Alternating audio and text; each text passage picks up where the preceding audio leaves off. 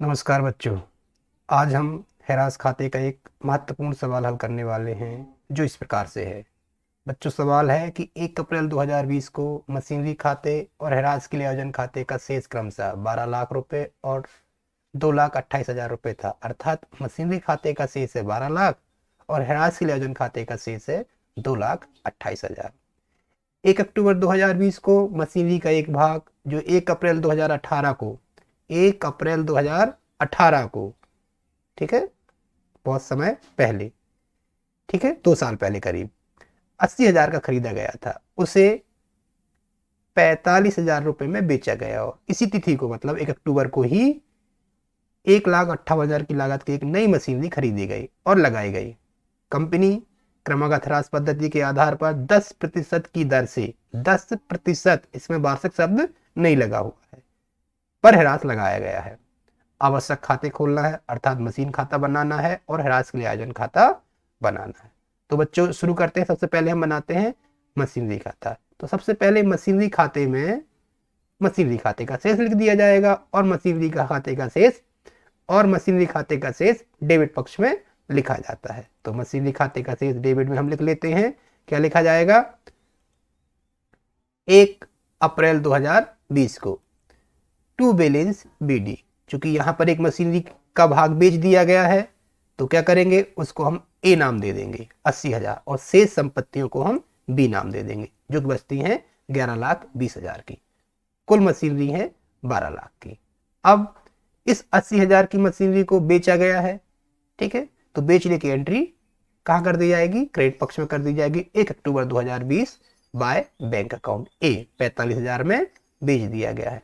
चूंकि सवाल में कहा गया है कि आपको हेरास के लिए आयोजन खाता अलग से बनाना है, और जब हेरास के लिए आयोजन खाता अलग से बनाया जाता है बच्चों, तो क्या करते हैं हम? हेरास का लेखा आयोजन खाते में करते हैं, ठीक है। लेकिन जिस संपत्ति को बेचा जाता है, जिस मशीनरी को बेचा गया है, उसका लेखा मशीनरी खाते में लेके आएंगे, ठीक है। तो अभी तक ए मशीनरी पर कितना हेरास लगाया गया है उसका कैलकुलेशन कर लेंगे, और मशीनरी को बेचने से लाभ हो रहा है या हानि हो रही है इसकी गणना कर लेते हैं। तो गणना कर लेते हैं सबसे पहले हम लाभ हानि की, और किसकी गणना कर लेंगे? अभी तक मशीनरी ए पर कितना हेरास लगाया गया, क्योंकि 1 अप्रैल 2018 को खरीदी गई थी, तो 1 अप्रैल 2018 से अभी तक कितना हेरास लगा है इसका कैलकुलेशन कर लेंगे, और साथ ही कैलकुलेशन कर लेंगे हम लाभ हानि की, अर्थात संपत्ति को बेचने से लाभ हो रहा है कि हानि हो रही है। तो पहले हम कर लेते हैं लाभ हानि की गणना, calculation of profit or loss on sale of machinery.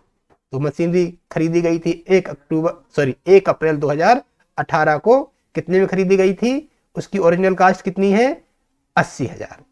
अब एक वर्ष पूरा होगा, 1 अप्रैल 2019 तक का हेरास लगा लिया जाएगा, या 31 मार्च 2019 तक का हेरास लगा लिया जाएगा। तो लगा लेते हैं हेरास 18-19 का 8,000, 10% की दर से लगा दिया, तो शेष निकल के आता है 72,000। अब इस बुक वैल्यू पर फिर से हेरास लगाया जाएगा अगले वर्ष का, अर्थात 19-20 का। तो हेरास लगाया हमने 10% की दर से 7,200। अब शेष निकल के आ जाता है 64,800। बच्चों, अब चूंकि मशीनरी 1 अक्टूबर को बेची गई है, 1 अक्टूबर तक का हेरास लगाना चाहिए था, लेकिन यहां पर ध्यान दीजिएगा कि 10% की दर से लगाना है। 10% की दर से अर्थात इसमें बेचते समय जिस वर्ष संपत्ति को बेचा जाता है उस वर्ष हेरास की गणना नहीं की जाती, जिस वर्ष खरीदा जाता है उस वर्ष पूरे वर्ष का हेरास लगाया जाता है। और यदि यहाँ वार्षिक शब्द या पर एनम शब्द होता तो क्या करते हम? तब हम सिर्फ उतने समय का, जितने समय उस संपत्ति को व्यापार में उपयोग किया गया है उतनी अवधि का हेरास लगा देते। तो यहां पर कोई हेरास की गणना नहीं होगी। तो शेष निकल के आ जाएगा 64,800।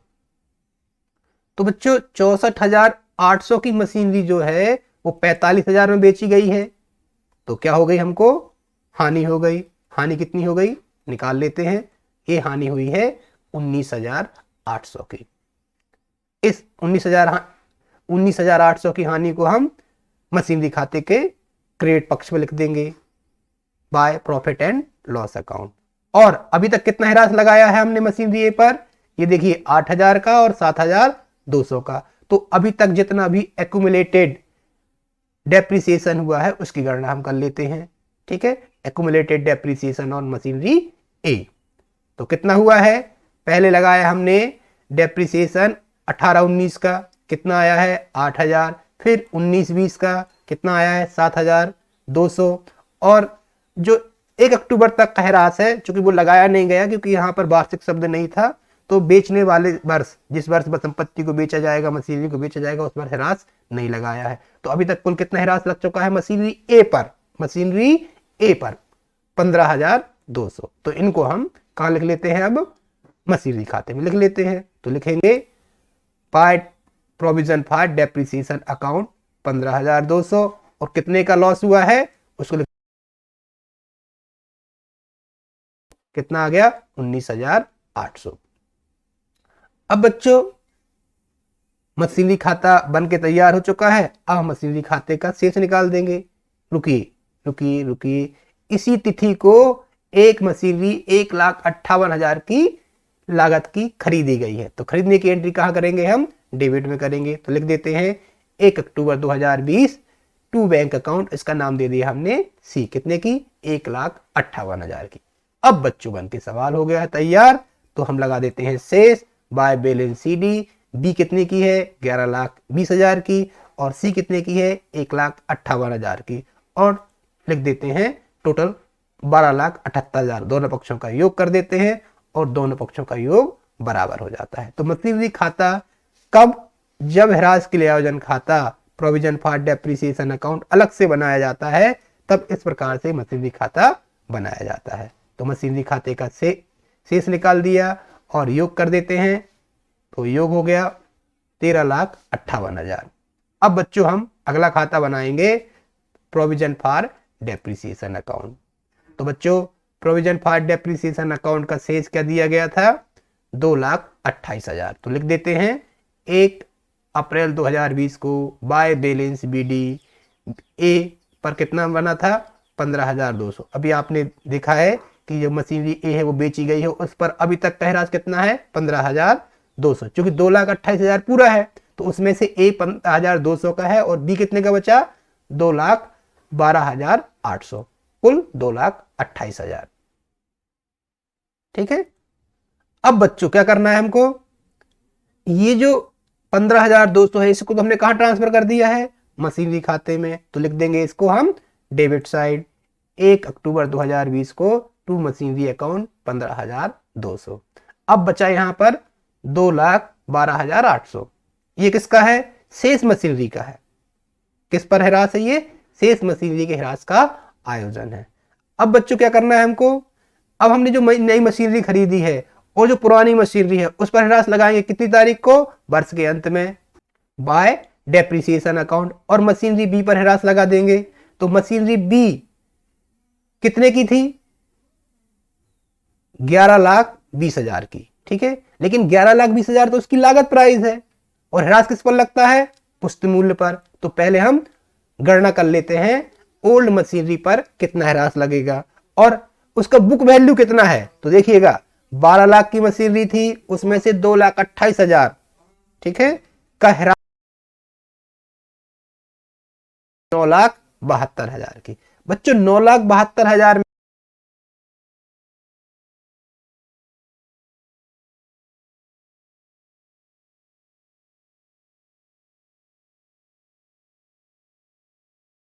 की मूल्य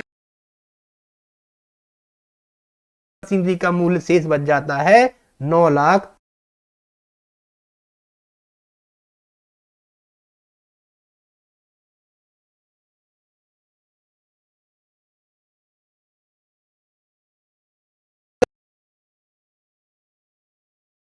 सवाल कर लेते हैं तो आखिरी में ह्रास की गणना बहुत जल्दी में करते हैं।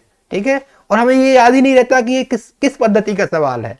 ये पद्धति कौन सी है, क्रमागत ह्रास पद्धति, और क्रमागत ह्रास पद्धति में पुस्त मूल्य पर ह्रास लगाना है। तो पुस्त मूल्य पर हमने ह्रास लगा लेते हैं। अब तो कितना है 9,07,200 का 10% आ जाएगा कितना 90,720 रुपया। इस 90,720 को हम कहां लिख लेंगे, अपने प्रोविजन फॉर डेप्रिसिएशन अकाउंट में लिख लेते हैं। तो लिख देते हैं बी 90,720।